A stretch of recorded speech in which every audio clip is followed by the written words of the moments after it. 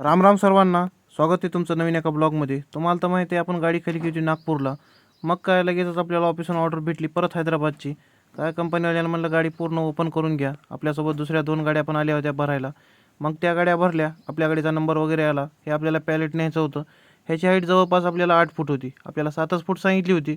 मग खाली रॅपिंग वगैरे केल्यामुळे त्याची हाईट थोडीशी वाढलेली. त्यामुळे म्हणलं चला आता काय गाडीमध्ये 2 पॅलेट होते. सर्व भरून घेतले. कशीबशी ताडपत्री मारली. कारण ताडपत्री यायला मारत नव्हती. हा पंजाबचा मित्र होता. त्याला केलं बाय. मग म्हणलं चला पुढे आलो. पेपर वगैरे घेतले आणि मस्तपैकी चहा वगैरे घेतला. गाडीमध्ये जरा पाणी नव्हतं. म्हणलं पाणी भरून घ्यावं. 50 किलोमीटर प्रवास केला. मग म्हणलं थोडंसं एनर्जी ड्रिंक घ्यावं. कसं आहे आपल्याला आता प्रवास करायचा होता खूप लांबचा. त्यामुळं मग म्हणलं चला गाडीची डिझेल टॅंकी वगैरे फुल केली आणि लागलो पुढच्या प्रवासाला. आलो परत महाराष्ट्र चेकपोस्टवर. आता जशी जाम होती त्याच्यापेक्षा आता जास्त जाम होती. कारण पुढे ट्रक्स म्हणजे कंटेनर होते आणि त्यामध्येच हे लक्झरीवाले घुसत होते. 2-3 गाड्या घुसल्या.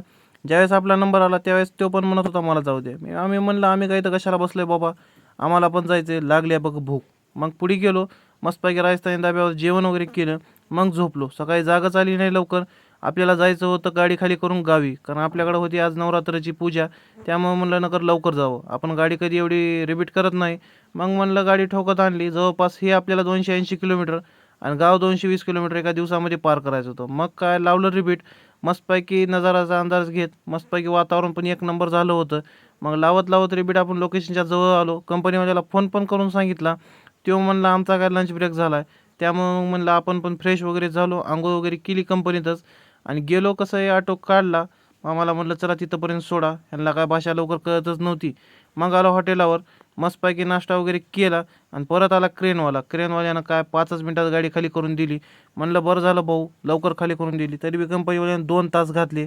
थोडं नियोजन करून आपण निघालो होतो. आपल्याला काय खाली करून आपल्याला गावाकडे जायचं आहे. त्या कंपनीवाल्यानं 2 तास त्याच्यामध्ये लेट केला. म्हणलं चला असू द्या, जे आता अंबाबाईच्या मनात आहे तेच होईल.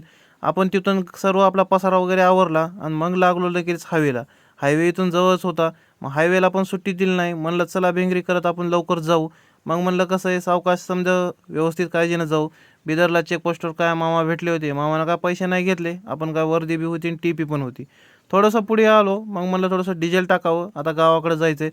वाटेत कुठंच पाऊस लागला नाही मित्रांनो. इथं कमलनगरच्या ब्रिजपाशी इतकं पाणी आलं होतं. थोडं थोडं पाऊस लागला आणि लोक तिथं घेत होते सेल्फी.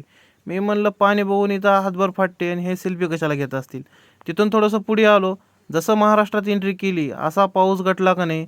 असा 4 दिवसात कुठं पाऊस पाऊस नव्हता तसा पाऊस आला. मस्तपैकी महाराजाचं दर्शन घेतलं आणि लवकरच पोहोचलो आपल्या गावामध्ये. धन्यवाद. भेटू लवकरच नवीन एका ब्लॉगमध्ये.